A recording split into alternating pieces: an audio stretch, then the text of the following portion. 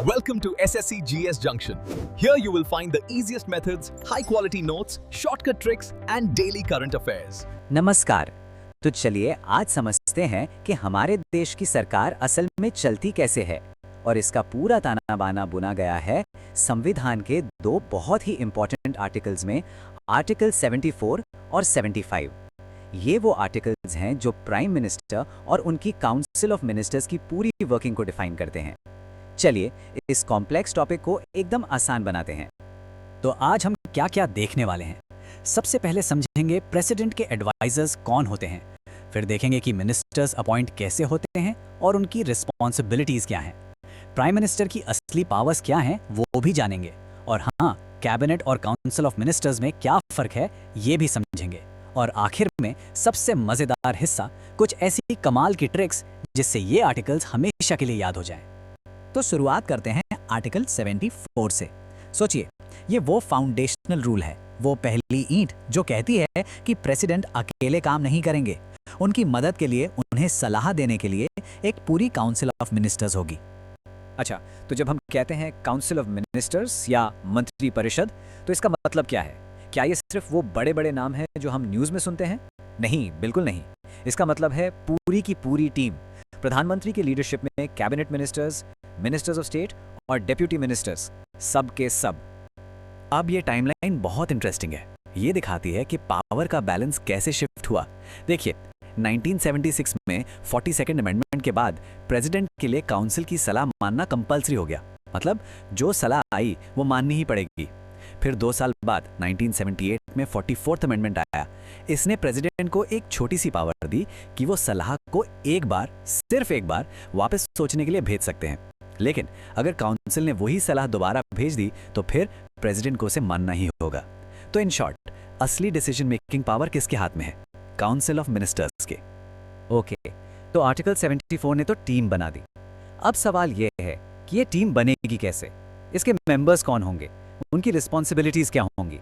इन सारे सवालों का जवाब हमें मिलता है आर्टिकल 75 में।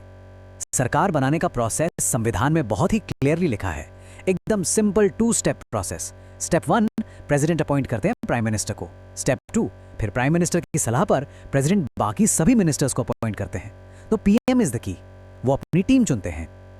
अब ये जो लाइन है ना, the council of ministers shall be collectively responsible to the house of the people, Lok Sabha, ये हमारे पार्लियामेंट्री सिस्टम की आत्मा है, इसका फाउंडेशन है। इसका मतलब क्या है? बहुत सिंपल, मतलब ये कि पूरी सरकार एक यूनिट है, एक टीम। अगर सरकार के खिलाफ लोकसभा में नो कॉन्फिडेंस मोशन पास हो जाता है तो सिर्फ एक मंत्री को नहीं, बल्कि पूरी की पूरी काउंसिल ऑफ मिनिस्टर्स को प्राइम मिनिस्टर के साथ रिजाइन करना पड़ता है। एक बहुत मशहूर कहावत है ना, this swim and sink together, बस वही बात है। आर्टिकल 75 में नियुक्ति और जिम्मेदारी के अलावा कुछ और भी इंपॉर्टेंट डिटेल्स हैं, जैसे कि मिनिस्टर्स का टेन्योर, वो तब तक ही है जब तक उनकी पार्टी की लोकसभा में मेजॉरिटी है। मेजॉरिटी गई, सरकार गई। और हाँ, उन्हें पद और गोपनीयता की शपथ प्रेसिडेंट दिलाते हैं, और उनकी सैलरीज और अलाउंसेस वो पार्लियामेंट डिसाइड करती है। तो अब तक ये तो एकदम क्रिस्टल क्लियर हो गया होगा कि प्रेसिडेंट भले ही हेड ऑफ स्टेट हों, लेकिन सरकार का असली स्टीयरिंग व्हील किसके हाथ में है? प्राइम मिनिस्टर के। वो डी फैक्टो हेड हैं, सरकार के असली मुखिया। तो चलिए देखते हैं कि प्राइम मिनिस्टर की पावर्स और रोल्स असल में हैं क्या क्या। देखिए, प्राइम मिनिस्टर का रोल मल्टी डिमेंशनल है। एक तरफ वो पूरी सरकार के रियल हेड हैं, दूसरी तरफ वो कैबिनेट के लीडर हैं, मतलब देश की पॉलिसीज का ब्लूप्रिंट वही तैयार करते हैं। वो प्रेसिडेंट और कैबिनेट के बीच सबसे इंपॉर्टेंट लिंक है, सारी कम्युनिकेशन उन्हीं के थ्रू होती है।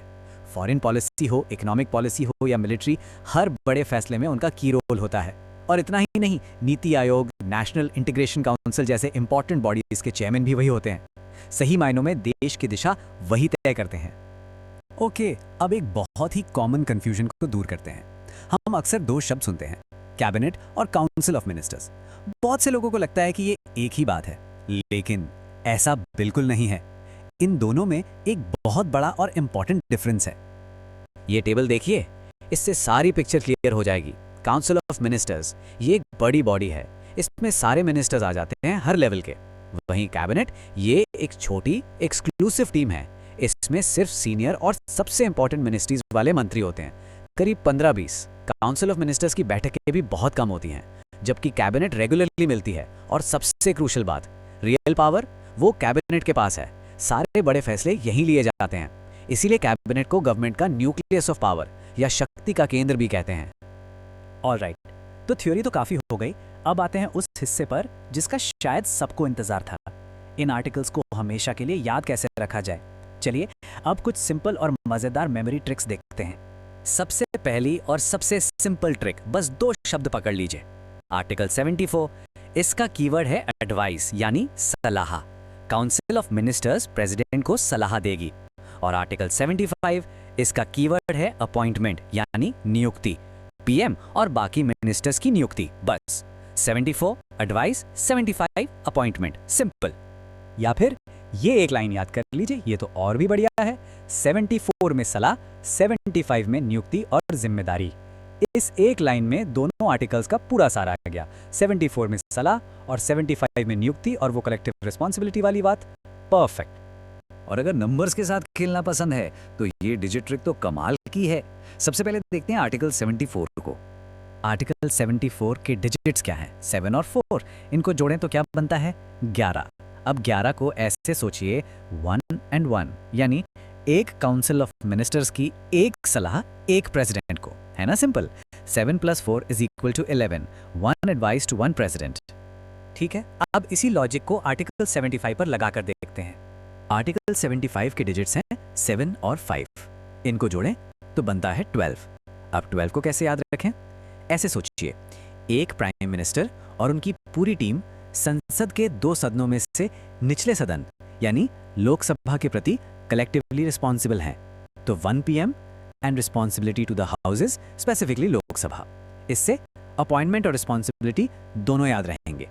तो आज हमने देखा कि कैसे सिर्फ ये 2 आर्टिकल्स 74 और 75 हमारी सरकार की पूरी फाउंडेशन को डिफाइन करते हैं। कौन सलाह देगा, कौन अपॉइंट होगा, किसकी क्या जिम्मेदारी होगी, सब कुछ इन्हीं में है। ये सच में हमारे डेमोक्रेसी के इंजन रूम की तरह है। तो अब जब प्राइम मिनिस्टर और काउंसिल ऑफ मिनिस्टर्स का स्ट्रक्चर क्लियर हो गया है, तो सवाल ये उठता है कि कॉन्स्टिट्यूशन की इस जर्नी में अगला पड़ाव क्या होना चाहिए। इस पर सोचिएगा जरूर।